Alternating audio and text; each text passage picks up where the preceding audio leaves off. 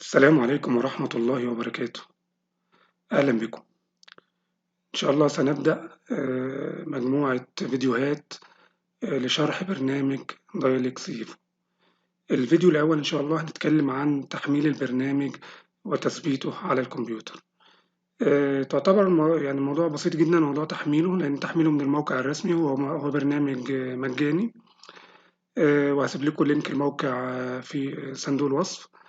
النقطة التانية تثبيته برضو، مجرد ما تعمل داونلود ادي الموقع بتاع دايلكس ايفو او دايلكس عامة، شركة دايلكس. هنختار داونلود دايلكس ايفو. هيبدأ يحمل البرنامج.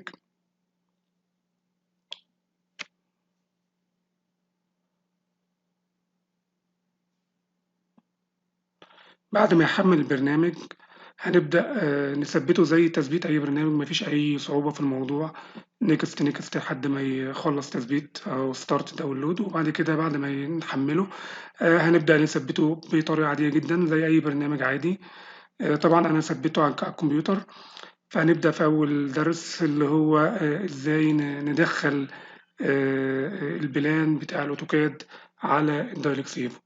الدايلكسيفو طبعا الدايلكسيفو فيه طريقتين إن إحنا نقدر نرسم داخل الدايلكسيفو غرفة، يعني غرفة غرفة، أو روم باي روم. لكن الطريقة الأسهل طبعا إن أنا يكون البلان موجود في الأوتوكاد، وأنا أبدأ أدخله على برنامج الدايلكسيفو وبعد كده أشتغل عليه. الحاجة المهمة جدا اللي إحنا عايزين نقولها، إيه الحاجات اللي بيقوم بيها الدايلكسيفو.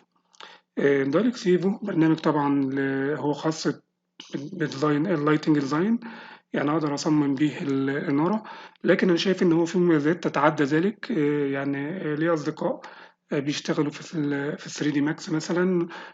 لما اشتغلوا على برنامج أو شافوا إمكانيات دايلكسيفو، لقوا إن هو برنامج يقدر يأدي يعني المهام السريعة، 3 دي هو يقدر يقوم بيها.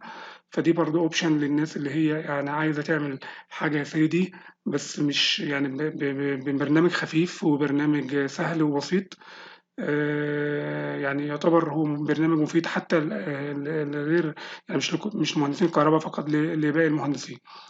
لكن طبعا احنا كمهندسين متخصصين في الكهرباء هنستخدمه للديزاين اللايتنج. طبعا ادي احنا فتحنا البرنامج. انا شغال بفيرجن قديم شويه. فطبعا اول ما يفتح هنقول كنسل هنا كده، وهنبدا نطلع على واجهه البرنامج. هنختار اول حاجه هنفتح عادي او الدور اند بيلدينج بلاننج.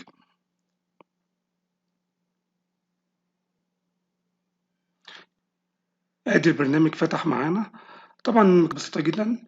في طبعا فايل وإيديت وإنسيرت وفيو، هي موجودة في كل البرامج.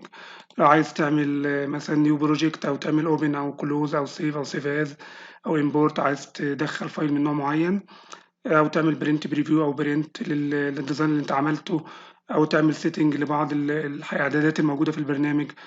طبعا الحاجات دي هنيجي عليها وإحنا شغالين يعني. فطبعا في البداية هنعمل سيف للمشروع بتاعنا، وهنختار المكان اللي احنا هنسيف فيه يعني البروجكت. فمثلا على الديسك توب هحطه في نيو فولدر مثلا، واسميه مثلا بروجكت 1 مثلا.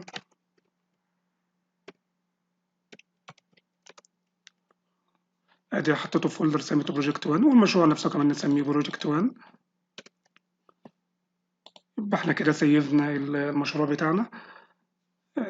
بعد كده هنلاحظ هنا على الشمال في زي قائمة كده. دي أهم قائمة في البرنامج. هو طبعا دلوقتي ادي هحمل المشروع بتاعنا. القائمة اللي على الشمال ديت، لاحظ إن كل ما تضغط على حاجة يظهر لك هنا حاجة، بعض الإعدادات أو بعض الحاجات اللي إحنا هنستخدمها. لو وقفت على تاني واحدة بص لاحظ هتغير الدنيا خالص في القائمة ديت. لو ضغطت برضو على دي هلاقي حاجة تالتة مختلفة، وهكذا. فهي القائمة دي أهم حاجة في البرنامج. طبعا هنبدأ معاها، وهتلاحظ إن إحنا بنبدأ بالتدريج. يعني أول حاجة الدرونج، ودي أول خطوة هنعملها. فأول خطوة أنا هعملها دلوقتي إن أنا هعمل إمبورت لملف الأوتوكاد، أو إن أنا أدخل ملف الأوتوكاد أو البلان على البرنامج الدايركسيف. فأنا هروح لأول أيقونة عندي هنا على الشمال، وأضغط عليها يظهر لي كده. يظهر لي الشكل ده، الويندو ديت. هضغط امبورت import DWG. لما اضغط import DWG هيقول لي حدد مكان الملف بتاعك، فانا الملف حاطه على الديسكتوب. طبعا هو ملف الاوتوكاد، فاقف كده هلاقي ملف الاوتوكاد اسمه بلان فور دايلكس ايفو. ده طبعا انا مسميه كده، ده ملف الاوتوكاد بتاعي، فهضغط عليه واقول له اوبن. فهيحمل حمل. طبعا هو ياخد وقت ممكن شويه قبل ما يحمل البلان.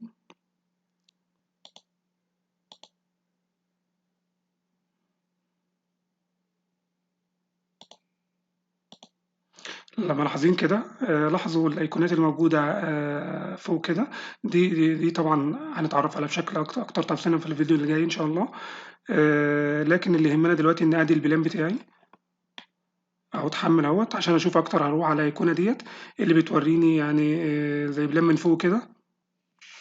ادي البلان بتاعي حمل اهوت. بعد كده هنأكد على نقطة مهمة اللي هي نقطة اليونت. طبعا أنا اللي راسم المخطط وأنا اللي عارف هو بالمتر ولا بالمليمتر، فأنا هختار الوحدة اللي أنا رسمت بيها. إذا كانت بالمتر هختارها متر، إذا كانت مليمتر اختارها مليمتر. وبعد كده إن شاء الله في الفيديو القادم هنتكلم في إزاي نحدد حدود المبنى وإزاي نختار الغرف. ولا تنسى في النهاية دعمنا بلايك واشتراك في القناة. والسلام عليكم ورحمة الله وبركاته.